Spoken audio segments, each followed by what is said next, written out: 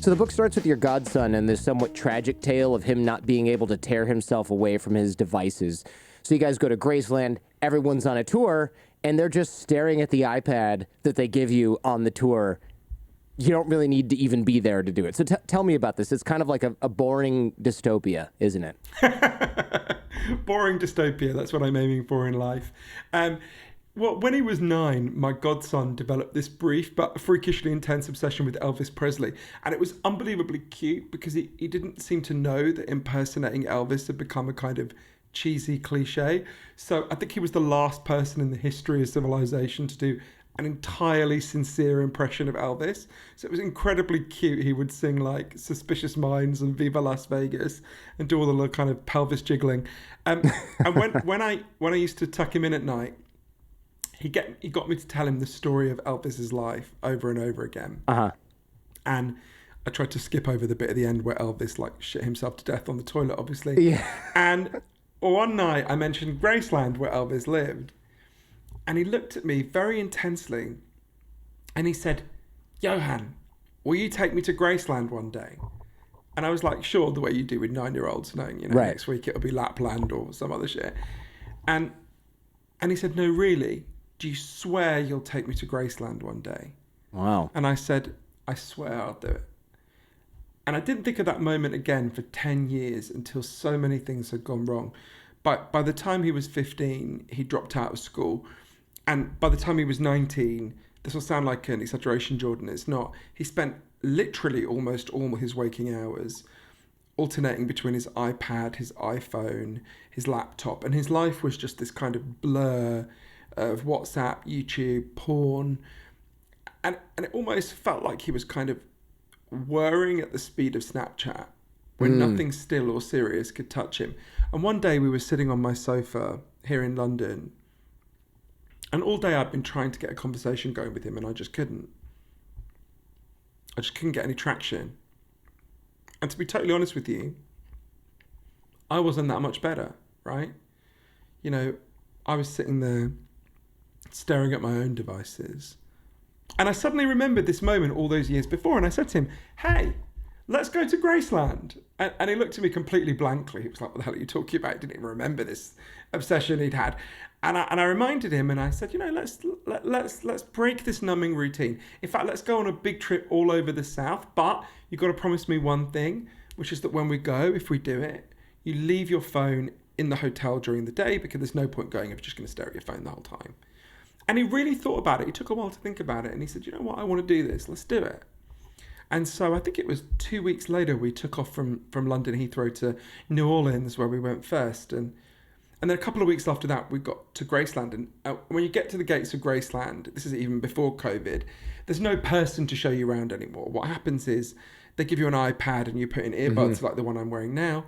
And the iPad guides you around. It says go left, go right. It describes where you are, tells you a story about the room you're in. And in every room you go in, there's a representation of that room on the iPad, a picture. So what happens, like you say, Jordan, is it's a bit weird. People just walk around Graceland kind of staring at their iPads. It's a bit disconcerting. And we got to the jungle room, which was Elvis's favourite room. It's full of fake plants. And we were standing there and there was a Canadian couple next to us. I'll never forget them. And the Canadian guy turned to his wife and he said, "Honey, this is amazing. Look, if you swipe left, you can see the jungle room to the left. And if you swipe right, you can see the jungle room to the right." And I laughed like you just did, right? I was like, that was a quite funny joke. Mm-hmm. And I turned and looked, and him and his wife were just swiping back and forth. And I leaned over and I said, "But hey, sir, there's an old-fashioned form of swiping you could do. It's called turning your head, because we're actually in the jungle room. Like, you don't have to look at it on your iPad. Literally, we're there. Look, we're there." And they looked at me like I was completely deranged and backed out of the room. And I turned to my godson to laugh about it. And he was standing in the corner staring at his iPad, because from the minute we landed, his iPhone rather, he couldn't stop, right? He was just staring at Snapchat And I went up to him and I did that thing that's never a good idea with a teenager. I tried to grab Right. the phone out of his hands. And I said to him, I know you're afraid of missing out, but this is guaranteeing that you'll miss out.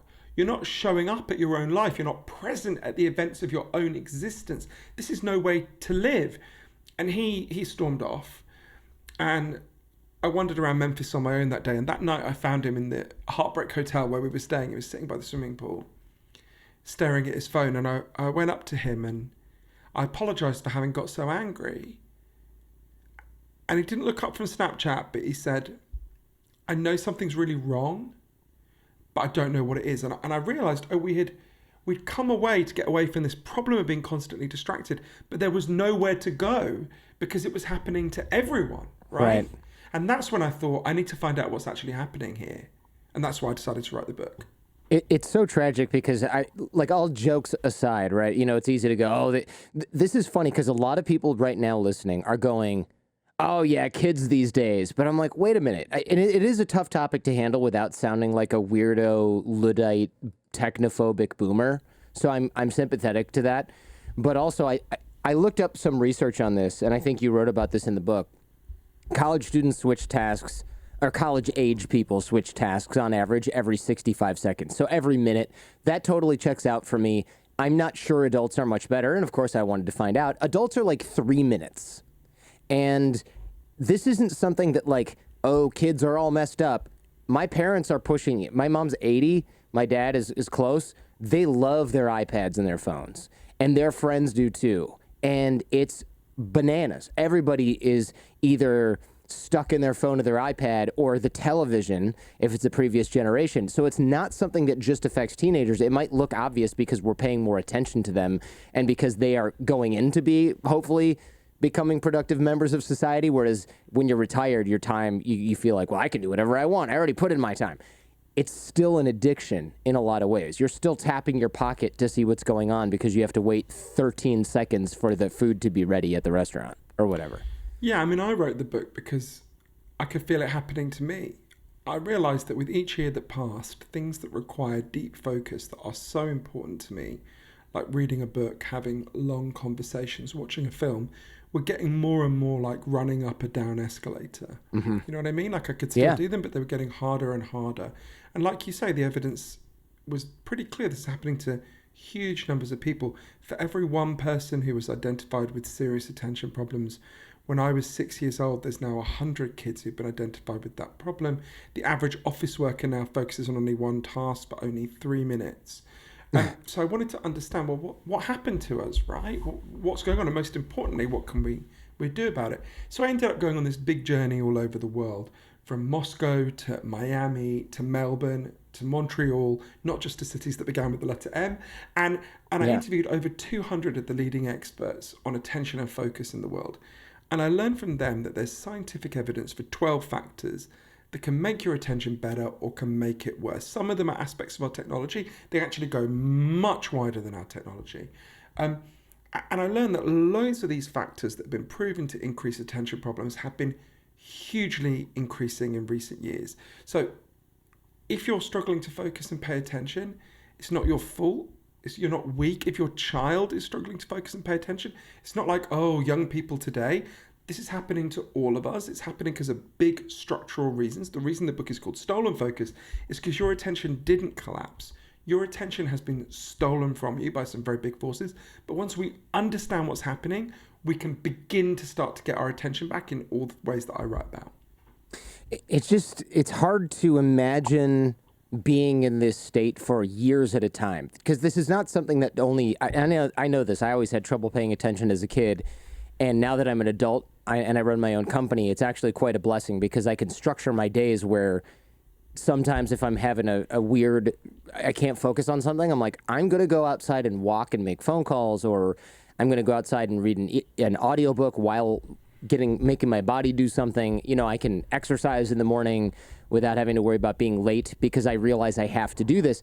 And these coping strategies are there. But most of the time, I would imagine most people in the Western world, let's say, exist in this state for literally years at a time. And you give a good analogy in the book. You say it's like someone throwing mud on your windshield. Tell me about that. It's an analogy that comes from an amazing man named Dr. James Williams, who was at the heart of Google. And he became horrified by what they and other parts of Silicon Valley were doing. You know, he had a day when he was speaking to an audience of tech designers, people who are designing lots of the things that our kids are using the whole time and that we're using. And he said to them, if there's anyone here who wants to live in the world that we're creating, please put up your hand. And nobody put up their hand, right? And the analogy he uses is really, I mean, he gives lots of great analogies and he's a really profound, I would argue he's the most important philosopher of attention in the world right now. He gives this great analogy. He said, you know, imagine you're driving somewhere and someone throws a huge bucket of mud all over your windshield. It doesn't matter what you got to do when you get to your destination. No matter how important it is, the first thing you've got to do is get that mud off your windshield. Because if you don't get the mud off your windshield, you can't get anywhere, right? And he said, in a way, what's happened is this attention crisis is like mud on the windshield. It doesn't matter what else you've got to do. You've got to deal with this first. I mean, I would say to anyone listening, think about anything you've ever achieved in your life that you're proud of, whether it's setting up a business, being a good parent, learning to play the guitar, whatever it is. That thing that you're proud of required a huge amount of sustained focus and attention. And when your ability to focus and pay attention breaks down, your ability to achieve your goals breaks down, your ability to solve your problems breaks down, you become less competent, you feel less good about yourself. But when you start to get your focus back, and I try to learn from the leading experts how we can all do this, you start to feel competent again. So I think this is really important. And I think when you said a really important thing, Jordan, which is hard to imagine what it's like to be in this state for years. And I think you've gone to a really important point that also comes from Dr. Williams, which is he argues there's 3 layers of attention. I would argue there's 4. I know he agrees with this additional layer. So the first one is what he calls your spotlight. And most of us, when we think about being distracted, this is the one we're thinking about. So you think about at the moment, I'm speaking to you, right? In the room I'm in, I can hear the aircon unit there is making a noise.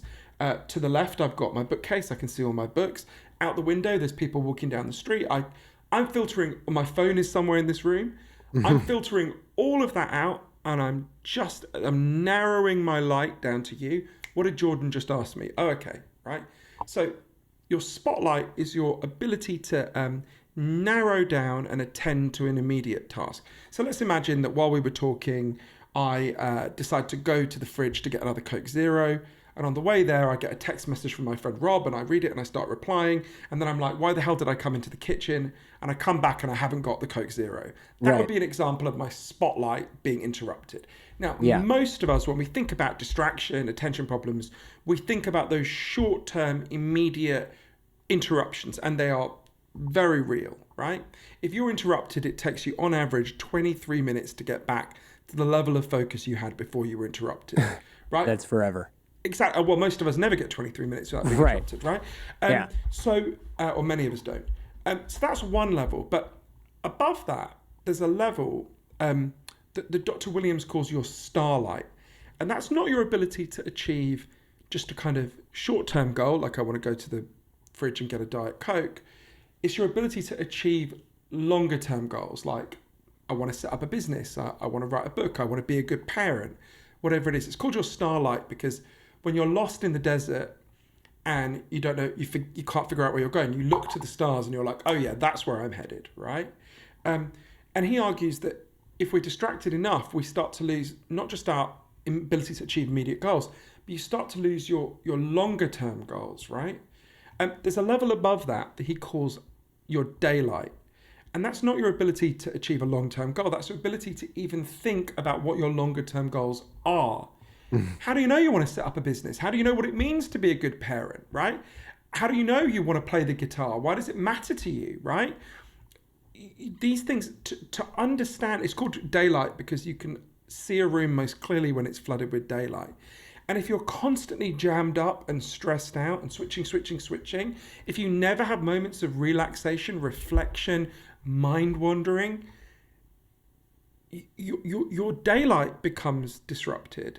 I would argue there's a level of attention above even that. I would call it our stadium lights. And that's our ability not just to formulate and achieve individual goals, but our ability to achieve collective goals as a society, right? I don't think it's a coincidence we're having the biggest crisis of democracy since the 1930s all over the world. Yeah. At the same time as we're having this huge attention crisis. We can't listen to each other. We can't talk to each other. We can't pay attention to each other in sane ways. If you can't do that, you can't deal with really big goals. Whatever those big goals, and the climate crisis being an obvious one, it's not the only reason why we can't deal with it, but it's a big one. So you're absolutely right that what seems at first like a small problem, when you follow the trail of evidence, this is at the heart of so many of the problems that we're facing, both as individuals in the short term and the long term, and as a society, I would argue. Yeah, this makes a lot of sense. I think also, to build on that, solving big problems as a society requires concentrated focus over a sustained period of time, which is unfortunate for what we're talking about, which is that we can't get concentrated focus over even a short period of time in a lot of ways. For example, it's going to be, like you said, very hard to defend our democracy and resist the slip towards authoritarianism if all we're doing is losing our shit on Instagram and Facebook comments because of some outrage clickbait that your classmate from high school posted on social media. Right. Yeah, So I think you're totally right. And you've gone to two really important things there, Jordan. Do you mind me asking, how old are you? 42. Yeah. Right, so we're at the same age. You're 1 year younger than me. So I remember, for younger listeners who don't, think about the ozone layer crisis, right? Oh, yeah. So this was like a formative thing for me when I was a kid. I'm sure it was for you. For younger listeners who don't know, the planet is surrounded by a layer of ozone which protects us from the sun's rays. And in the 80s, it was discovered that there was a chemical called CFCs in hairsprays and fridges that was damaging the ozone layer. And we loved Chlorofluorocarbons, if memory serves. Exactly. And we loved our hairsprays in the 80s. So this was really important, right? And it was causing a hole above the ozone layer in the Arctic. And so the sun's rays were getting stronger and it was going to melt the Arctic, right? This was a huge... And in fact, if it continued, it would have destroyed the whole ozone layer and it would have ended life on Earth. It was a huge crisis. Now, what happened is that crisis was discovered by scientists. It was explained to the public.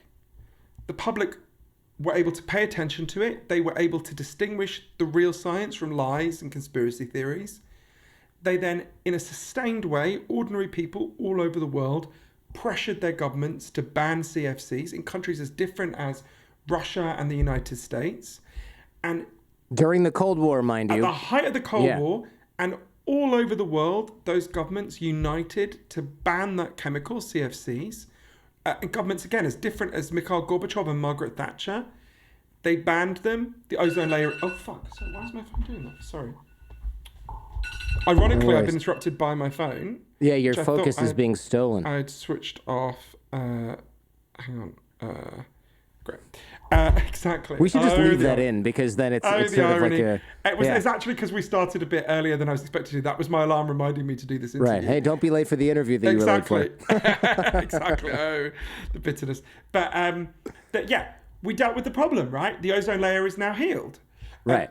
I don't think anyone listening believes that would happen now, right? What would happen is you'd get one group of people who would understand the science, would organise around it, would wear ozone layer badges. You get another group of people who'd say, well, how do we even know the ozone layer exists? Maybe the hole in the ozone layer was made by George Soros. Maybe it was made by Jewish space lasers. They come with all, we would turn it into a tribal form of antagonization. We would scream at each other. We'd have very good hashtags and the whole thing would go to shit, right? And we've got to understand the underlying reasons why this is happening, because the factors that are harming our individual attention are also, to a significant degree, the factors that are harming our collective attention. So you mentioned, getting outraged by some negative social media post. So I think it's really worth thinking about one of the 12 factors that I write about in Stolen Focus that's harming our attention and focus, which is playing out at both these levels, individually and collectively. So anyone listening, if you open Facebook now, or TikTok, or Twitter, or Instagram, any of the mainstream social media apps, they start to make money immediately in two ways. And I learned this from interviewing people in Silicon Valley who designed key aspects of the technology we use, including some of these apps. So the first way they start to make money is obvious. You see ads. Okay, everyone understands that. You don't need me to explain it. The second way is much more valuable and important, and I know you understand this very well, Jordan. everything you do on these apps is scanned and sorted by their artificial intelligence algorithms to figure out who you are. So let's say that you've said on Facebook that you like, I don't know, Bernie Sanders, Bette Midler, and you told your mom you just bought some diapers. Okay, so it's going to figure out you like Bernie, you're probably left wing. You like Bette Midler, if you're a man, probably means you're gay. No disrespect to any straight fans of Bette Midler, I've never met any. And you told your mom you bought diapers. Okay, you got a baby, right? So it's figuring out all this information about you. It has got tens of thousands of these data points about you. It knows you really well, right? Now, it's gathering that information partly because it wants to sell that information to advertisers, because famously, you are not the customer of any of these apps. You are the product. Your attention is the product they sell to the real customer, the advertisers. So if an advertiser is selling diapers, he wants to target it at people who've got babies, right? But equally importantly, they're gathering all this information to find the weaknesses in your attention. For a very simple reason. Every time you open the app and start scrolling, they begin to make money. And every time you close the app, that revenue stream disappears. So all of this AI, all of these algorithms, all of this genius is ultimately geared simply towards one thing: figuring out how do we get Jordan to pick up his phone as often as possible and scroll as long as possible? How do we get your kids to pick up their phone as often as possible and scroll as long as possible? Just like the head of KFC, all he cares about is how much KFC did you eat today? How big was the bucket you bought, right? All these companies ultimately care about, for all the flannel about wider goals, is how long and how often did you scroll? Now, that interacts with what you're saying about outrage in a really interesting way. So picture, we can think about it at an individual level and a social level. So picture two teenage girls who go to the same party and go home on the same bus. And one of them does a little TikTok video or a Facebook status update or whatever she does, saying, that was a great party. I had a great time. Everyone looked lovely. What a nice time. And the second girl does a video or a status update where she goes, Karen was a fucking skank at that party and her boyfriend's an asshole, and she has an angry rant against everyone. Now, the algorithms are scanning everything for the kind of words you're using, and it'll put that first status update into a few people's feed, but it will put the second update into far more people's feeds for a very simple reason. The algorithms are constantly scanning to figure out what kind of things keep people scrolling and what kind of things make them put down their phone. And although this wasn't the intention of anyone, any of these apps, they bumped into an underlying psychological truth that's been known about by psychologists for more than 100 years. It's called negativity bias. Negativity bias is really simple. Human beings will stare longer at things that make them sad or angry than they will at things that make us feel happy and good, right? Anyone who's ever seen a car accident on the highway knows exactly what I mean. You stared longer at the car accident than you did at the pretty flowers on the other side of the street, right? This is very deep in human nature. 10-week-old babies will stare longer at things that make them, will stare longer at an angry face than they do at a smiling, happy face, right? It's probably for good evolutionary reasons. Our ancestors who were vigilant to scary, angering things survived and got to be our ancestors, and the ones that just stared at the pretty flowers got eaten, right? Now, negativity bias when negativity bias combines with algorithms designed to maximize scrolling, you end up with a terrible effect where what these apps will do, just in an automated way, is they will start feeding people far more of the things that make them angry and upset, and far less of the things that make them feel good. Now, that's bad enough at the level of two teenage girls on a bus. We all know what's happening to girls' mental health. People like Professor Jill Twenge have documented this, and Professor Jonathan Haidt have documented this very well. But imagine a whole society plugged into an anger machine, except you don't have to picture it. We've been living it the last 10 years, right? If countries as different as Britain, Burma, and Brazil are going crazy in the same ways, you know there's an underlying mechanism. And it is these machineries of outrage that are explicitly, the UN said in Burma there was a genocide against the Muslim minority, Rohingya. It was supercharged by these algorithms, right? Now, similar dynamics, of course, it's not caused to genocide in our societies, but similar dynamics have been at play in the United States, where I spend most of my time, and across the world. So absolutely. The factors that are harming individual attention are the factors that are harming collective attention, which is why we need to get to the solutions that actually do exist to these problems. Yeah, this is terrifying, right? Because the technology we use is shaping our mind, and that it almost means like our brains are becoming Instagram, TikTok, and Twitter, which dot dot dot, we are actually doomed. So But it we're not follows that- doomed. That's the first bit was right. The second bit is not. I'm sarcastic here, but we really do need to take care in the tech that we use and how we use it, because ultimately our minds will be shaped by these technologies. I mean, a lot of us as like you know, that's exactly what I say in the book. Yeah. we think we're immune to it, but it's like we're not. There's my wife and I were talking the other day, and she's like, "Man, it just seems like so many things are going wrong." True, there's a war in Europe, for the first time in a long time, and there are a lot of things that are going wrong. But when you look at actual data based on things that are going wrong, like poverty and babies dying and all these world hunger, we're actually, the sort of Steven Pinker, who's been on the show, idea is actually it's a great time to be alive. Like, it's really bad for some people. The difference is that now we know about it up to the minute, and we're bombarded by their suffering constantly, in addition to made up nonsense that's not really happening to us, that's designed to get us to stay in the app, click on the thing, and be pissed off. Well, Steven Pinker is a wonderful person. I know him and really admire his work, and he's right that there are some really positive long-term trends. And of course, he acknowledges some negative long-term trends as well. But I think there's a different analogy to think about this. I learned about it from Professor Joel Nigg, who's one of the leading experts on children's attention problems in the world. He's in Portland in Oregon, where I interviewed him. He's a professor there. And he drew an analogy with the obesity crisis. He said we need to question whether we should be drawing this analogy. If you look at a picture of a beach in the United States or anywhere in the world in, say, 1960, at first it looks really weird to us, because everyone is what we would call slim or buff. Literally everyone. And you look at it and you're like, well, where's everyone else? Right? What happened to them? And then you look at the figures for obesity.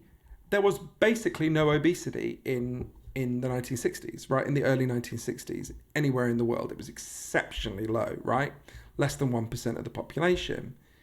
And then what happened is obesity rose and rose and rose and rose, and now a majority of Americans, including me, are overweight or obese, right? What happened? It's not that we just all individually got lazy or whatever the kind of stigmatizing things we say about obese and overweight people. What happened is the way we live profoundly changed. The food we eat would be unrecognizable to our grandparents or our great-grandparents now, right? So the food supply system completely changed.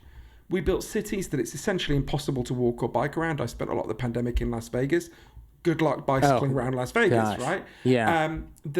And we became more stressed, and that, of course, makes you want to comfort eat more. So huge structural changes happened, and as a result, we became much more obese. And societies that didn't make those changes or that worked hard to counteract them, like the Netherlands, have low levels of obesity, and the societies that didn't, like the US and Britain, have high levels of obesity.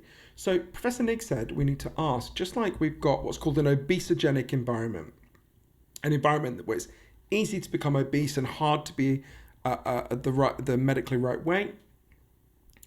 Similarly, he was asking, are we living in what he said called an attentional pathogenic environment? An environment that is systematically undermining our ability to focus and pay attention. And when I looked at the evidence for these 12 factors, I really became convinced that we are. I'll give you an example if it's okay, of another one of these causes that I think will be playing out for pretty much everyone listening and watching. So I went to MIT to interview Professor Earl Miller, who's one of the leading neuroscientists in the world, an amazing man. And he said to me, look, you've got to understand one thing about the human brain more than anything else.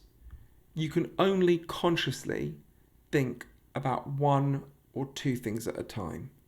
That's it. This is a fundamental limitation of the human brain. The human brain has not changed significantly in the last 40,000 years. It's not going to change on any time scale any of us are going to see. You can only think consciously about one or two things at a time. But what's happened is we've fallen for a mass delusion. The average teenager, for example, now believes they can follow 6 or 7 forms of media at the same time. So what happens is Professor Miller, scientists like him, get people into labs, not just young people, older people too, and they get them to think they're doing more than one thing at a time. And what they discover is always the same. You can't do more than one thing at a time. What you do is you juggle very rapidly between tasks. You're like, wait, what did Jordan just ask me? What's this message on WhatsApp? Wait, what does it say on the TV there about Ukraine? Wait, what did Jordan just ask me again? So we're constantly juggling. And it turns out that juggling comes with a really big cost. The technical term for it is the switch cost effect. So when you try and do more than one thing at a time, the evidence shows you will do all the things you're trying to do much less competently. You'll make more mistakes. You'll be much less creative. You'll just screw up a lot more. And I remember when I first studied the scientific evidence about this, I remember thinking, okay, I get it, but this must be a small effect, right? Mm-hmm. This is a really big effect. I'll give you an example of a small study that's backed by a wider body of evidence that really helped me to get my head around this. Hewlett-Packard, the printer company, got a scientist in to study their workers, and he split the workers into two groups. And the first group was told, get on with your task, whatever it is, and you won't be interrupted, right? Just do it without any interruptions. And the second group was told, get on with your task, whatever it is, but at the same time, you're going to have to answer a heavy load of emails and phone calls. And then at the end of it, the scientist, Dr. Glenn Wilson, tested the IQs of both groups. The first group, the group that had not been interrupted, scored 10 IQ points higher than the group that had been interrupted. To give you a sense of how big that is, if you and me sat down now, Jordan, and we smoked a fat spliff and got stoned, our IQs would go down by 5 points. So in the short term, being chronically interrupted and distracted in the way so many of us are is twice as bad for your intelligence as getting stoned, right? Wow. Now, you'd be better off sitting at your desk, doing one thing at a time and smoking a spliff than you would sitting at your desk, not smoking a spliff and being constantly interrupted. Now, you don't have to tell me twice, Johann. To be clear, you'd be better off neither getting stoned nor being interrupted, sadly. Right. But this is why Professor Miller says we are living in what he called a perfect storm of cognitive degradation as a result of being constantly interrupted and, of course, of being exposed to technology that is designed to interrupt us, right? That is designed to maximally interrupt us precisely because of that business model we were talking about where the longer you scroll, the more money they make. Right, so we're making ourselves dumber, which also sort of checks out for me. It's like texting and driving, and they're now finding out it's as bad, possibly worse than drunk driving, right? Yeah. And these companies are spending billions of dollars in research trying to hack our focus and steal it. The example, one of the examples you give in the book is Gmail buzzing every time we get an email. And whenever somebody's phone buzzes and I see Gmail pop up, I'm like, you have your Gmail notifications on? That's like not locking your door at night in a bad neighborhood. Well, but the only bit I disagree with what you said is we're doing it. They're doing it to us, right? So these forces are doing this to us. Now, there's a degree to which we're complicit in it, but overwhelmingly, this is something that's being done to us. I think that brings that kind of raises as well for all of the 12 factors that I write about in the book, and obviously these aspects of our tech are only one of them. For all of these 12 factors, I would argue there's sort of two levels at which we need to respond. There's what I think of as defense and offense, right? So let's think about switching because we just talked about that. It's an easy one to illustrate. I don't know if you can see this, but I have over there behind where we are, I've got something called a K-safe, right? It's a plastic safe. You take off the lid, you put in your phone, you put on the lid, you turn the dial at the top, and it will lock your phone away for anything between 5 minutes and a whole day, right? I use that for 4 hours a day to do my writing. I won't sit down and watch a film with my boyfriend unless we both imprison our phones in the phone jail. I won't have my friends round for dinner unless everyone puts their phone away in the phone bin, right? And people get really stressed at first. And I kind of go, it's okay. You're not Joe Biden. You don't need to give orders right now, right? Like the world can cope without you for 2 hours. And it's funny, they're very agitated. And then you see the relief once it's begun, right? So that's one of dozens of individual changes that I propose in the book, which we can all take to protect ourselves and our children at an individual level. But I want to be really honest with people in a way, because I don't think most books about attention are being honest with people. I'm passionately in favour of these individual changes. They're really important. They will really help. But on their own, they won't solve the whole problem. Because at the moment, it's like someone is pouring itching powder over us all day and then leaning forward and going, hey, buddy, you might want to learn how to meditate. Then you wouldn't scratch so much. And you want to go, well, fuck you. I'll learn to meditate. That's really valuable. But you need to stop pouring this damn itching powder over me and my kids, right? And so we have to actually go on offense against the forces that are doing this to us. I know that can sound a bit fancy and abstract, so I'll give you a very specific example that helps to do with switching. There's lots of other examples, obviously, that I talk about in the book. In France, in 2018, they had a big crisis of what they called le burnout, which I don't think I need to translate. And yeah, the French government, they love that. the French government, the French government, under pressure from labour unions, they would never have done it without pressure from labour unions, set up a government inquiry to figure out, well, what the hell's going on? Why is everyone so burned out all the time? They're working 26 hours a week. How can you not be? Well, they discovered one of the key factors is that 35% of French workers felt they could never, when they were awake, stop checking their phone or their email because their boss could message them at any time of the day or night, and if they didn't answer, they'd be in trouble. So, you think about that. I remember when we were kids, Jordan, the only people who were on call were the president and doctors. And even doctors weren't on call all the time. So we've gone from almost nobody being on call to, half the economy nearly being in the US being on call, right? And I can give those people all the lovely advice in the world about self-help, about, buy a case safe, go to sleep earlier. They can't do it, right? It's like going up to a homeless person going, what'll make you feel better, buddy? Have you considered going into that lovely restaurant over there and buying a nice steak? It's like, well, fuck you, I can't do it, right? Mm-hmm. Which is why we need a collective solution to that problem predominantly. Now, so the French government introduced that collective solution. They introduced a new law, and it gives every French worker what's called the right to disconnect. It just says two things. Your work hours have to be laid out clearly in your contract, your work contract. And once those work hours are over, unless you're being paid overtime, you don't have to look at your phone or check your email. So I went to Paris to interview people about this. Just before I was there, Rentokil, the pest control company, was fined €70,000 because they tried to get one of their workers to check his email an hour after he left work. Now, wow. You can see how that's a big collective change that frees people up to make a lot of the individual changes they want to make, right? And of course, I go through lots of other collective changes that we need to fight for as well, some of which are already being implemented in the US and others I saw all over the world, places like New Zealand. But often it will take a collective change to free people up to make the bigger individual changes they want to make. They're not oppositions, defense and offense. If we play good offense, we can play better defense. Hey, if you like what you're hearing and seeing, check out the Jordan Harbinger Show podcast feed. There's a lot more just like this. You can find the Jordan Harbinger Show in Apple Podcasts, Spotify, or wherever you get your podcasts. Now, back to the show.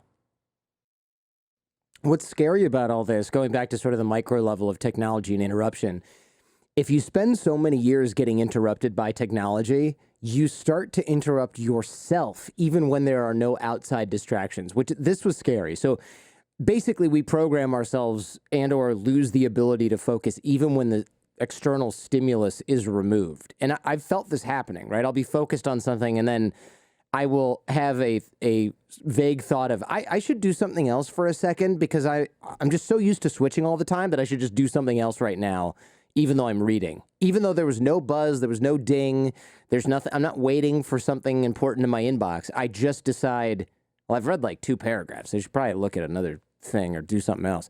And that's what's really hard to break because that's insidious. That's not put your phone on do not disturb. That's not put your phone in the little bin. You'll still go, oh, maybe I'll look at my watch. What does my watch have on it? Or like, oh, maybe I should reorganize my sock drawer. I mean, it's just like there's things that I will do just to be doing something else other than the thing I was doing a minute ago because I'm so used to switching that I almost can't stop. Yeah, Professor Gloria Mark who's at UC Irvine, has done really interesting research on this. If you're interrupted enough, you learn to interrupt yourself. But, I really got an insight onto this when I started working on Stolen Focus. I basically had two stories in my head about why I was struggling to pay attention. One was, you know, you're weak. Why aren't you strong enough? What's wrong with you? Right? A very negative voice in my head about myself. And the second story I had was, well, someone invented the smartphone and that screwed me over, right? I later learned these are really oversimplified stories. In fact, what's happening to us is more complex and nuanced in some of the ways we've been talking about. But at the time, I was like, well, if the problem is I'm weak and someone invented the smartphone, then the solution is obvious. Be strong and resist the smartphone. So at that time, I was in the lucky position that there was a big Hollywood movie being made out of one of my books. So I had loads of money. And I thought, fuck it. I'm just going to, nothing is more precious to me than my ability to think. I'm getting out of here. So I booked a little room in a beach house in a place called Provincetown in Cape Cod. And I went there for 3 months with no access to the internet. I had no laptop that could get online and no smartphone, right? And I went there. And it's like, have you ever been to Provincetown, Jordan? Do you know it? No. Provincetown is, for people who don't know it, it's a kind of, it's at the tip of Cape Cod. Its slogan is "Just the Tip," which I've always liked. It's a sort of gay resort town where, to give you a sense of Provincetown, more than one person there makes a full-time living by dressing as Ursula, the villain from The Little Mermaid, and singing songs about cunnilingus, right? So wow, that's more than one person. More than one. It seems like a crowded niche, but and okay. They hate each other as well. The two people who do it, but the other Ursula's a fucking imposter. But so it was a really fascinating place to go, and I learned loads of things in Provincetown. But one was exactly what you say when, you know, after an initial haze of relief, I really felt that interrupting myself, that the stimulus was gone, but I was interrupting myself, right? I remember reading the Charles Dickens novel, David Copperfield, and being like, okay, come on, I've got it. He's an orphan. Get on with it, Dickens, right? But what was fascinating was, and obviously I talk about more practical ways we can do this because the solution is not for us all to join the Amish and retreat from technology. But, you know, I remember before I went thinking, you know, maybe I'm struggling to focus because I'm nearly 40, right? Maybe it's just I'm getting older. My attention in Provincetown went back to being as good as it had been when I was 17, right? Wow. I was stunned by how much my attention came back. Once that force of distraction, and actually I made lots of other changes in Provincetown that I later relate to the other 11 factors that I learned about in the book. But, you know, it was so amazing. It was like a feeling of becoming competent again. It was such a moving experience. And I remember the last day I was in Provincetown, there's a lighthouse at the edge of town. Going to this lighthouse and looking back over Provincetown, I hadn't left for the whole summer. I'd barely been in a moving vehicle. And thinking, God, why would I ever go back to how I lived, right? This is amazing. And the next day I got the ferry back to Boston, and I got my friend Shailene had my laptop and phone. And I remember getting them back and them seeming really kind of alien and weird. And then within 2 months, I was 80% back to where I'd been.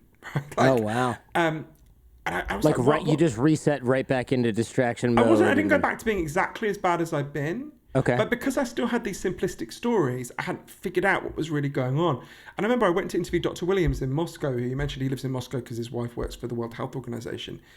And I remember him saying to me, well, the mistake you've made, Johann, is it's like thinking the solution to air pollution is for you personally to wear a gas mask, right? I'm not against gas masks. If I lived in Beijing, I'd wear a gas mask. But gas masks aren't the solution to air pollution. The solution to air pollution is to deal with air pollution at the source, right? And in the same way, he said we've got to actually deal with the sources of these problems, not just the individual symptoms in ourselves. And really so much of the rest of the journey for the book was about figuring out, well, what does that mean in practice? And really exploring it and finding out in practical ways what it was and going to places that had actually begun to deal with the problem at the source. It's interesting that science, in some of your research, found that the internet itself is not necessarily to blame. Our lack of focus has been happening for generations. Tell me about that, because that surprised me. I figured for sure this is a social media / email phenomenon, full stop, and that's not really the case. So some aspects of the internet have hugely accelerated this, but one of the interesting things is that the trend actually goes back further, which helps us to understand some of the deeper factors that are going on. There's lots of deep factors that are going on. Like I said, tech is one of the 12 factors, and it's only some aspects of our tech, and we can fix the aspects of our tech. Dr. Williams, who I'm quoting a lot in this interview because he's so great, said, the axe existed for 1.4 million years before anyone said, guys, should we put a handle on this thing? The entire internet has existed for less than 10,000 days, right? We can fix this stuff. But you're absolutely right. If we think about some of the deeper causes. So one of the people who really helped me to understand this was an amazing man named Professor Sune Lehmann, who's at the Technical University in Copenhagen in Denmark. And he did the first study that proved that collective attention really is shrinking. And he came to it actually quite a personal reason that he wanted to understand this. He was feeling really guilty because he had 2 sons who he really loved, little boys, and they would come and jump on his bed every morning the way kids do.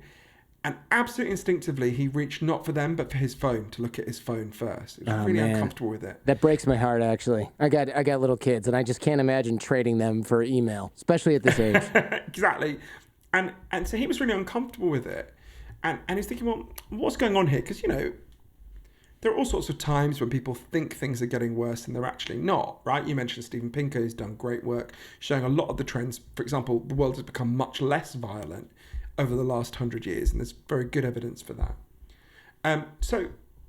Sooner, Professor Lehmann thought, well, maybe this is like that. Maybe we think it's getting worse, but it's actually getting better.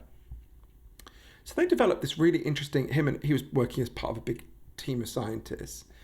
They did a really interesting whole body of research looking at, well, is our collective attention shrinking? And at first they just did a very simple analysis of Twitter. So in Twitter, there are trending hashtags. For people who don't know, that means that's where lots of people are talking about one subject. So I don't know, if Justin Bieber fell into a hole now, Bieber in a hole would trend on I don't know where that came from in my head, but Bieber in a hole would trend on Twitter, right? So they looked at, I'm trying to remember the years, I want to get it accurate. I think it was between 2013 and 2019, I think. The exact years are in. So basically in 2013, pretty sure this is right, in 2013, on average, when a topic trended, it would trend for, I think, 19 hours. And by the time you got to 2019, when a topic would trend, it would trend for only 12 hours, right? So there was a really big diminution in how long we paid attention to any one specific thing that came along. But okay, you thought, well, maybe that's just a phenomenon of Twitter, right? Maybe, there could be something odd going on with Twitter as a medium. So they did an analysis of loads of things online, Reddit, Google searches, a huge range of websites. And they discovered the graph was exactly the same. Collective attention to any one topic was shrinking everywhere. The only exception was Wikipedia, which was interesting. It was the one website that was an exception. So it seemed like something was happening, as the internet was taking over more and more of our lives, that we were focusing less and less, collectively. But this is when they did the really interesting bit, which goes to answering your question, Jordan. Then they had this idea. So on Google Books, Google Books have scanned whatever it is, tens of millions of books, and you can search them online. And they developed an algorithm, the kind of technical term for it is detecting n-grams, that could detect, in effect, Twitter hashtags in the past. So obviously, every year, new phrases emerge in the English language to describe something new and then go away again. So think about, the Harlem Renaissance, no deal Brexit. No one had ever said the words no deal Brexit before 2016. No one will ever say them again except historians in a few years. It was just a thing that cropped up and then went away, right? With catastrophic results for my country, Sure. But we'll talk about that another time. So this algorithm was able to detect how frequently, effectively, new topics, new trending hashtags developed in the past. And so they analysed books from the 1880s to the present. And what was really weird is, with each decade, whenever a new topic emerged, fewer and fewer people focused on it for less and less time. So weirdly, the entire graph looks like the graph of Twitter from 2013 to 2019. Right now, it was sharp over Twitter because the internet's accelerated this, but something deeper has been going on for quite a long time, which we have to think about. And obviously, then a lot of what I did in the book is then explore that. So let's think about a very simple one. Sleep, right? Sleep is essential for our ability to focus and pay attention. I interviewed many of the leading experts on sleep in the world. I'm keen to talk about this more, but if think about it in relation to this, we sleep 20% less than people did a century ago. Children sleep 85 minutes less than they did a century ago. Oh, wow. Right? Now, we know if you sleep less, it profoundly damages your attention. In fact, if you stay awake for 19 hours, which doesn't seem like that long to me, your attention suffers as much as if you got legally drunk. Staggering finding, right? Wow. And 40% of us are sleeping less than 7 hours a night. So a lot of us are chronically sleep deprived. This profoundly harms your ability to focus and pay attention. So there's lots of kind of longer term trends that help us to understand this profoundly declining collective attention, or there's lots of others as well that we can talk about. Yeah, Matthew Walker was on this show quite a while ago. Matthew Walker was on the show as episode 126, and he talked about tired driving being worse or as bad as drunk driving, teenagers having terrible grades in school, and I remember very clearly myself, I got a study period during the first 2 periods of school my junior year, and you didn't have to show up because the teachers were really cool. They were like, you can study at home. I don't care if you study here. So I would sleep in, and my grades went through the roof because I was finally getting more than 5 or 6 hours of sleep on school nights because I didn't, I do homework till 11, but instead of waking up at 6 to go back to school, I would sleep until like 8 or 8:30 and go back to school. So adults, we know that adults get drowsy. We've all been there. Kids get hyper, as all parents know, and it's really not pretty. Most kids are as rested, I think you said, as active duty soldiers or parents with newborns, which is just tragic. Well, if you think about it, it was so fascinating because lots of scientists helped me to understand why this is so important. And one of them was an amazing woman called Professor Roxanne Prichard, who I interviewed at the University of Minneapolis, where she's a professor of psychology, and she's made all sorts of breakthroughs on the understanding of sleep science. But she explained to me the whole time you're awake, your brain is generating something called metabolic waste, which she calls brain cell poop, right? So the whole time you're awake, it's just building up in your brain, this waste. When you go to sleep, a watery fluid washes through your brain and your cerebral spinal fluid channels open up. And that waste is carried out of your brain down into your liver and eventually out of your body. If you don't sleep properly, if you don't get at least 7 hours a night, your brain doesn't get time to clean itself. So your brain is literally clogged up. You know that feeling when you haven't slept properly and you feel almost like hungover? Mm-hmm. That's not a metaphor, right? Your brain is actually clogged up, right? Like when you've been drunk. If that builds up over weeks and years, that has an immediate short-term harm to your attention that's profound. If it builds up over weeks and years, it has a catastrophic effect on your attention. It's why people who sleep less are significantly more likely to develop dementia, for example. So this is a huge thing. You're absolutely right. The deprivation, there's so many things we get wrong in education when it comes to attention. We need to just redesign so many aspects of the school system. One of them is the time we expect kids to be at school. Teenagers need to sleep significantly more and their body clocks reset, so they want to go to bed later and they want to sleep longer. That isn't teenagers being lazy or some flaw in them. That is the biological imperative of their bodies. To make teenagers wake up at 6 o'clock in the morning, if you wanted to ruin their ability to pay attention, you would specifically do that, right? Right. It's madness. And all sorts of school authorities, where they moved the start time to later, saw massive improvements in attention and exam performance. So this is bonkers that we do. This is also cruel to the teachers, by the way. Well, yeah. A lot of that was set up in the United States anyway because of the needs of farms and factories. That was really what it was. And then, of course, it persisted because your principal, who's 75 years old, is like, well, I like being done at 2:30 and I'm awake, so screw everyone else, right? It's like the administrators didn't really have any urgency. And even when I was younger, it was like, you're lazy because you want to get up late. And it's like, well, you went to bed at 9. I had homework until midnight, and I worked out at the gym and then went to football practice. Like, what are you talking about? So it's a profound lack of understanding. This is a rant that I'm on because now that I have kids, I'm like, I remember when I was a kid, I was like, I will not do this to my kids because this is literally torture. Getting up this early, being chronically underslept, you're cranky all the time. It's like, no wonder teenagers are in a bad mood. Their bodies are awash in hormones, and also they haven't slept in 8 years adequately. There's this Dr. Charles Czeisler, who's the leading expert on sleep at Harvard Medical School, arguably the leading expert on sleep in the world. He did this experiment that really haunted me. So they put together two forms of technology. They had, obviously, PET scans, brain scans. So scanning the brains of people. And at the same time, they were tracking their eyes to see what they were looking at. So they got in tired people, and they weren't even that tired. They weren't like dog tired. And they wire them up. And these are people who were looking around them and appeared to be as awake as you and I do now. Yet it turned out whole parts of their brain had gone to sleep. This is called local sleep because it's local to one part of the brain. So again, when we say people are half asleep, that's not a metaphor, right? A lot of people are literally half asleep. This is why drowsy driving is one of the fastest rising causes of death. So there's an extraordinary amount of problems that are flowing from this. And yeah, the restoration of sleep is so important. Obviously, I talk about practical ways that we can do that. That involves some big social changes as well. But yeah, there's a lot we need to understand about this, and that I learned from these experts.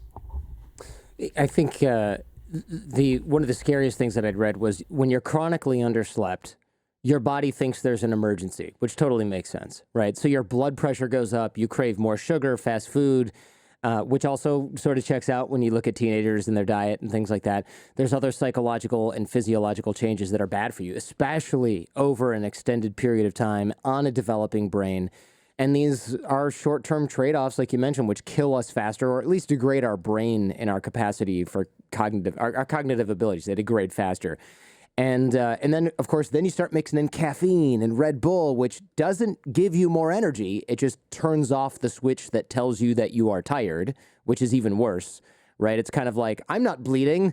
I feel great. It's like, well, you are. You just can't see it anymore. You can't feel it anymore because you took a numbing agent. It doesn't mean you're not bleeding out, right? It's the same sort of concept, except we don't think about it because when we're tired, you can't see the consequences or feel them right away. So it's especially terrifying to see this because all of those things are going up, and it seems like this problem is indeed getting worse.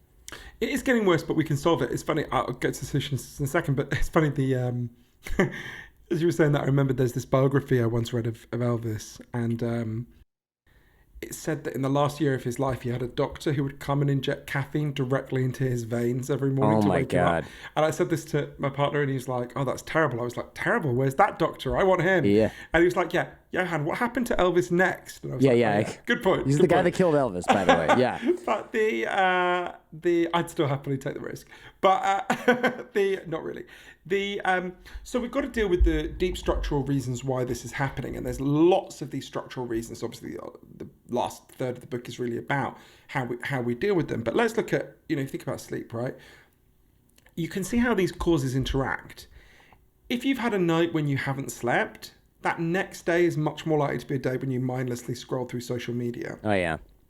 In the same way, a night where you stay up. So Dr. Czeisler, who I mentioned, the leading expert on sleep, he said to me, human beings are as sensitive to light as algae, right? All of our diurnal rhythms are set by our exposure to light.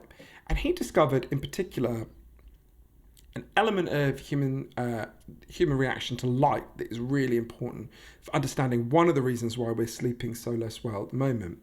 So imagine you go on a camping trip and it starts to get dark and you haven't put up your tent yet. As it gets dark, your body will experience a surge of energy. It's called the second surge because you also get a surge of energy in the morning. Second surge of energy, a sudden surge. And you can see in evolution why that would be really good for us. If you were away from the tribe, away from the cave, it starts to get dark, your body gives you a huge wave of energy to get you back to the tribe, to get you back to the cave, right? Before it gets completely dark and you'd be fucked. Great. we evolved to have this for a very good reason. When it starts to get dark, we get a surge of energy. But that works very differently when we control the light. So let's say you go to bed, and like 90% of us do, you're looking at your phone before you go to bed, right? You're watching TV or whatever it is on your phone. And then you turn off your phone and you're lying in your bed. But what your body gets the signal is, shit, it just got dark. Give Jordan a surge of energy to get him back to the cave, right? Your body doesn't know you're already in the cave. You're already in your bed, right? Mm-hmm. So you're ready to go to sleep. You turn off your phone, but the sudden darkness gives you a huge surge of energy. And that means that you sleep very poorly. It's harder to get to sleep. The next day you're like, oh, I'm not gonna do that again. But the same pattern repeats again and again. So there's things both at an individual and at a collective level we've got to do to deal with this. I'll give you an example of an individual thing. I mentioned the K-Safe. So what I do, not this one because I'm in my office here, but the one at home. So I got my friend to drill a hole in the side of it so that I can still charge my phone. What I do, because what I do is about 2 hours before I'm going to go to sleep, I put my phone in there, I put it on charge, and then I shut it, I lock it away in the K-Safe so that it will reopen like 6 hours from then. So that then I go to bed, and if I'm lying there and I'm like, oh shit, there was that one email I needed to send, too fucking late, I can't do it, right? I had to wait till the morning. So that hugely helped me. But of course we need to deal with the wider reasons why people are sleeping so much less. So we mentioned the right to disconnect earlier. If you're staying up because your boss might message you, that's one example. But there's lots more. Think about the fact that we're using this technology that is designed to interrupt us, right? So we can fix that. We can have all the technology we currently have, but have it not designed to interrupt us. And there was a historical analogy that was explained to me by Johann Hari, who I think you might have had on your show. Fantastic, wonderful human being, a kind of Silicon Valley technologist and dissident. It's funny. Yes. Johann used to advise a lot of movies like Minority Report that were set in dystopian futures about what kind of technology they might have in the future. And he told me he stopped doing that because he would design some horrific thing that was like a nightmare. And then loads of technologists would go, designers in Silicon Valley go, whoa, that's really fucking cool. How do we design that? And he's like, no, that's not what I meant. But Johann gave me an example from history, which I later learned a lot more about, that I think can really help us to think about this. So you'll remember, Jordan, anyone listening, I guess, who's younger than 35 will remember this. When we were kids, the standard form of gasoline in the United States was leaded gasoline. Right? Yeah. And a bit before our time, people used to paint their homes the whole time with leaded paint. And it had been known going right back to the 1920s. An amazing scientist called Dr. Alice Hamilton warned, one of the most prescient people in history, said, leaded gasoline is going to be a disaster because exposure to lead is really bad for people's brains. If it's in the gasoline, it'll be in the air. Everyone will breathe it in. Don't do it. There was actually a much safer form of gasoline that didn't have lead in it, but the lead industry basically mansplained her out the room, shut her up, ignored her, and there was exposure to lead. And the evidence shows very clearly that exposure to lead is really bad for your brain and particularly bad for children's ability to focus and pay attention. And by the 1970s, this was just undeniable. So what happened is a group of ordinary moms who called themselves housewives back then banded together and said, why the fuck are we allowing this? Mm-hmm. Why are we allowing a for-profit industry to screw up our children's brains? This is crazy. And it's important to understand what those moms didn't demand. They didn't say, so let's ban all paint. They didn't say, so let's ban all gasoline. They said, let's ban the specific component in the petrol and in the paint that is harming our children's ability to focus and pay attention. Really important to remember that, because in the same way we don't want to get rid of all technology, we like technology, just like they like petrol and paint. We want to get rid of the components that are designed to harm our attention. Okay, so these moms, they fought like hell for their children. They fought and fought to ban leaded gasoline. And it took them years, and they were ridiculed. And then they won. What's that thing Gandhi said? First they ignore you, then they laugh at you, then they fight you, then you win. Right? Yeah. They won. As a result, the CDC, the Center for Disease Control, has calculated that the average American child is 3 to 5 IQ points higher than they would have been had we not banned leaded gasoline, right? Now, to me, this is a really important model for almost all of the 12 factors that are harming our attention and focus. Obviously, we're focusing on a handful of them here, which is good because it'll mean people have to buy my book.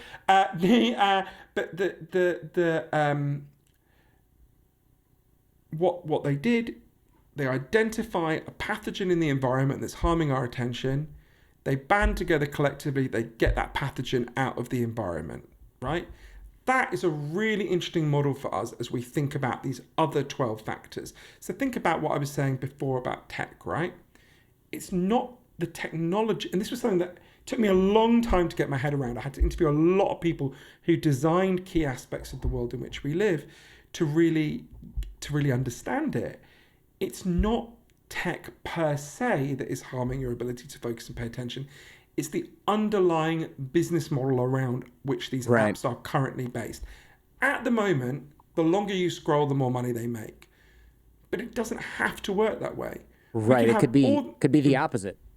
Well, it could be like we could design tech instead of to capture as much of our attention as possible. We could design it to do the inverse, right? We don't do that because of surveillance capitalism. I'm sure you've seen that book, right? Companies make money when we're distracted and sucked in, and they learn more about us. They use that data to market to us and to others. So it's by design. It's not just you, it's the phone. It's not just the internet. It's the way the internet has been designed. And it's not about being pro-tech or anti-tech, because I know some people are thinking about that. It's like, what technology are you using and for what purposes? And that's what I talked about with Tristan Harris in that episode specifically. There'll be a trailer for it at the end of this one. Things like negativity bias, how the algorithms do this deliberately. And it's a problem, right? It's a bigger problem than we know. Now we see like the Facebook whistleblowers where they don't even care about literal neo-Nazis and the destruction of democracy. So it's like, well, why are they going to care about distraction if they don't care about that? So, but then we get into like the anti-big tech rant. Which maybe we don't. Just like the lead industry was never going to go, you know what, guys? I think we should stop poisoning kids' brains. Let's stop doing it. We've made enough money. Enough. They were never going to do that. They had to be made to do it by this movement of ordinary moms. In the same way, the tech industry is not going to solve this problem. Even though, by the way, many of the people who work in the tech industry is obviously Tristan, who's one of the great heroes of our time, in my view, and is a friend of mine. Even though many of the people who work in the tech industry are profoundly uncomfortable with what they're doing, they're part of this bigger machinery, right? There's plenty of people who work at ExxonMobil who are uncomfortable about global warming. The machinery has to be what changes, not just changing individual minds within the company. So one of the people who really helped me to understand this is a guy called Asa Raskin, who designed a key aspect of how many websites work. His dad, Jeff Raskin, invented the Apple Mac for Steve Jobs. And Asa said to me, look, if you want to see what the equivalent of the lead in the lead paint is, it's very simple. Ban surveillance capitalism. This is a term that comes from Professor Shoshana Zuboff at Harvard.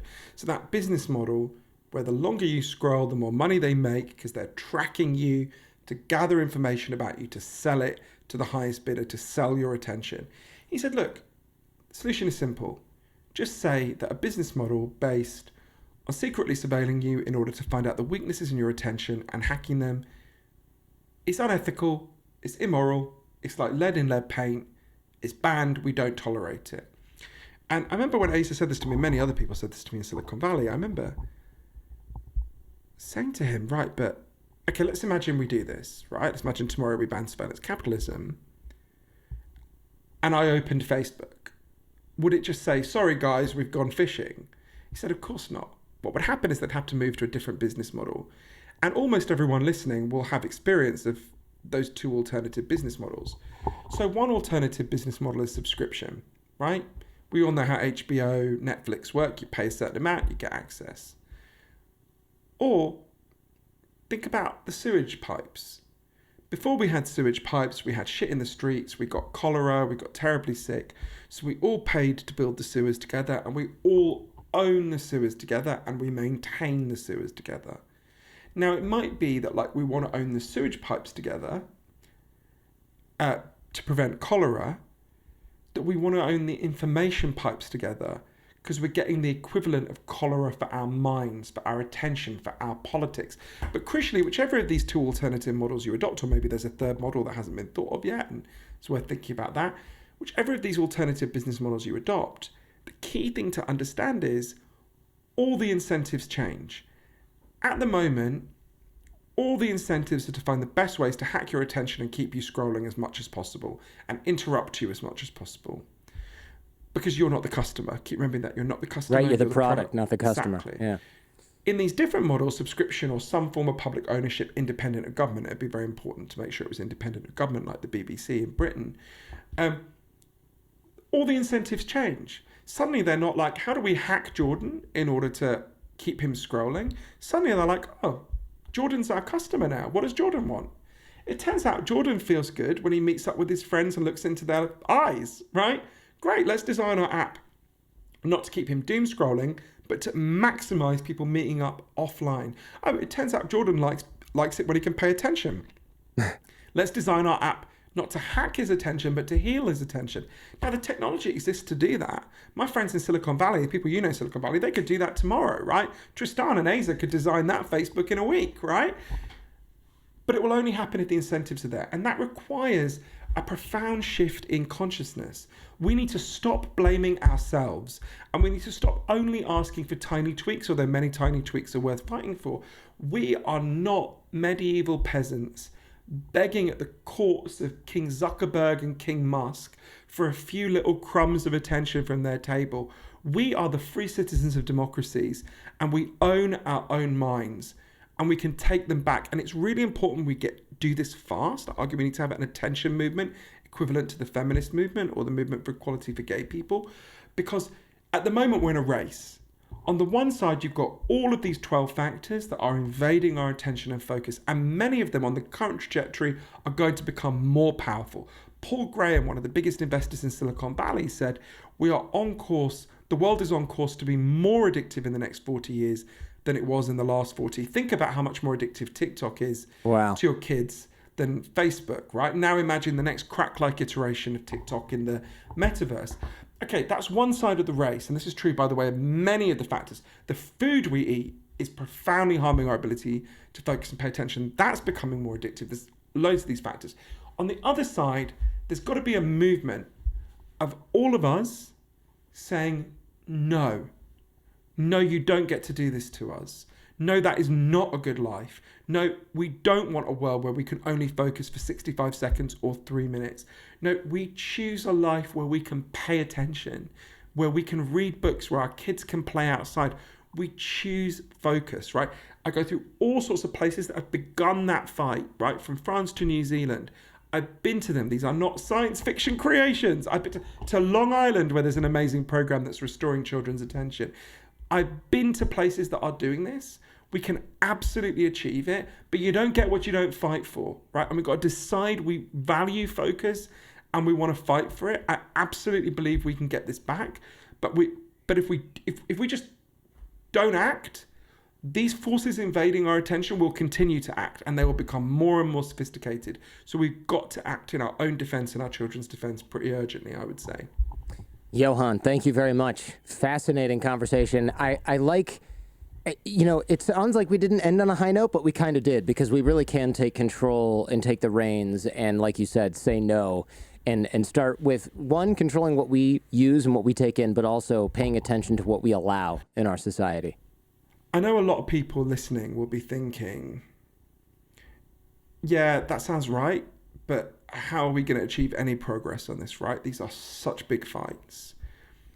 And I think that sometimes, but when I think that, I particularly think about a friend of mine. A lot of your listeners will have heard of him. His name's Andrew Sullivan, a brilliant journalist. Andrew was diagnosed as HIV positive in 1999 at the height of the AIDS crisis, when, as far as anyone knew, there was no hope in sight. They didn't know protease inhibitors were just on the horizon. So Andrew was like, okay, I'm about to die. I've maybe got a couple of years to live. His best friend Patrick had just died of AIDS. So he quit his job as editor of the New Republic and he went to Provincetown to die. And he thought, well, before I die, I'm going to do one last thing. I'm going to write a book about a crazy utopian idea that nobody has ever written a book advocating before, right? And he thought, well, I won't live to see this idea put into practice, obviously. No one alive today will live to see it, but maybe someone somewhere down the line will find this book and pick up this idea. The idea that Andrew wrote the first book to ever advocate for was gay marriage. Wow. And when I get depressed, I try to imagine going back in time to Provincetown in 1994 and saying to Andrew, okay, Andrew, you're not going to believe me, but 26 years from now, A, you'll be alive. That would have blown his mind. B, you'll be married to a man. That would have stunned him. C, I'll be with you when the Supreme Court of the United States quotes this book you're writing when it makes it mandatory for every state in the United States to introduce gay marriage. And the next day, you'll be invited to a White House lit up in the colours of the rainbow flag to have dinner with the president to celebrate what you and so many other people have achieved. Oh, and by the way, that president, he's going to be black. Every aspect of that would have sounded like the most ludicrous science fiction. We had 2,000 years of gay people being imprisoned, persecuted, burned. And in a very short space of time, I don't want to underestimate how much further we've got to go. We've all seen what's been happening in Florida and other places, but a staggering level of progress, right? It would be like me saying to you, so Jordan, 26 years from now, a trans president is going to invite us to the Oval Office to smoke crack with her while she bans TikTok, right? I don't know if that's progress, though. Not that we want that. I mean, the trans president, yes, not the crack or the banning. But the incredible things become possible when enough people band together and fight for them in a spirit of love and compassion, right? And, you know, I'm passionately in favour of equality for gay people, of course, but that affects a very small part of the population. This affects all of us, right? There is a potential coalition of everyone except Mark Zuckerberg and Elon Musk, right? This is a pretty, and the owners of Mike Systrom and the other people who own Instagram, right? This is a huge potential coalition. Everyone can feel this happening to them, right? We have a coalition that stretches from the far right to the far left and everyone in between. We all know this is important. Everyone feels sick to their stomach when they see that their kids can't focus and they feel their own attention beginning to crumble. We can deal with this, right? I'm absolutely optimistic that we can deal with this. I've seen the solutions, right? They're not rocket science. On all of the 12 factors, I went to places somewhere in the world that was building the solution. So I want to really leave people with a sense of hope and optimism. At a time of profound darkness, remember that we are all the beneficiaries of people who fought, people who came before us, who fought to make our lives better. We've got to do that now for ourselves and for the people who come after us. Johann, thank you that is inspiring. And you're good at delivering that, man. That's got to be a part of your keynote, eh? Hooray. And I'm also meant to say, or my publishers tase me, that if they give me this whole fucking ridiculous thing I meant to say, which I can't do, but anyone who wants to find out what Oprah, Hillary Clinton, and lots of other people have said about the book, if they want to find out where to buy it, the audiobook, the ebook, or the physical book, if they go to stolenfocusbook.com, they can also see, it always sounds ironic because I'm hardly on social media. I want to find out what Mark Zuckerberg has to say about it. Yeah. It's funny, I got in trouble at the end of an interview a while back because I'm hardly on social media now, but an interviewer, he was a 50-year-old guy, this is relevant, said to me at the end of an interview a while back, he said, so what's your Twitter? And I said it. And he said, what's your Facebook? And I said it. And he said, what's your Instagram? And I said it. And then he said, what's your Snapchat? And I said, I am a 43-year-old man, right? The only 43-year-old men on Snapchat are definitely pedophiles, right? Why else are they there? And he didn't laugh, and I have this very bad habit of when someone doesn't laugh at a joke leading into it. So I said, you know that show To Catch a Predator? I said, the next season of To Catch a Predator should literally just be they go up to adult men in the street and say, what is your Snapchat handle? And if they have one, fucking throw them in the van, right? Anyway, the guy didn't laugh at all. I later looked it up. He's a 50-year-old man who's quite active on Snapchat. So I'm sure. I'm really glad, Jordan, that we got through this interview without me accidentally accusing you of being a pedophile. That's my new bar for all interviews. But I really enjoyed this. Thank you for engaging. This sounds like an ironic compliment, but I really appreciate you paying such attention to this subject and engaging with the book so deeply. And I really enjoyed this conversation. Thank you. Likewise, man. Thank you so much. Hooray. And people should definitely listen to the interview with Tristan because he's a fucking hero. Yep. And there'll be a trailer for it right after this show. Hooray! What more could you want? Thanks for checking out this entire episode of The Jordan Harbinger Show. If you're interested in exploring this topic further, check out the Jordan Harbinger Show podcast feed. There, we dive even deeper on this and many other topics. In the audio podcast, I also close open loops, cover things discussed off camera, off air, and give some parting lessons from our guest. You can find The Jordan Harbinger Show in Apple Podcasts, Spotify, any podcast app, or at jordanharbinger.com. And also, if you found this episode useful, please share it with those you care about. Last but not least, like, comment, and subscribe.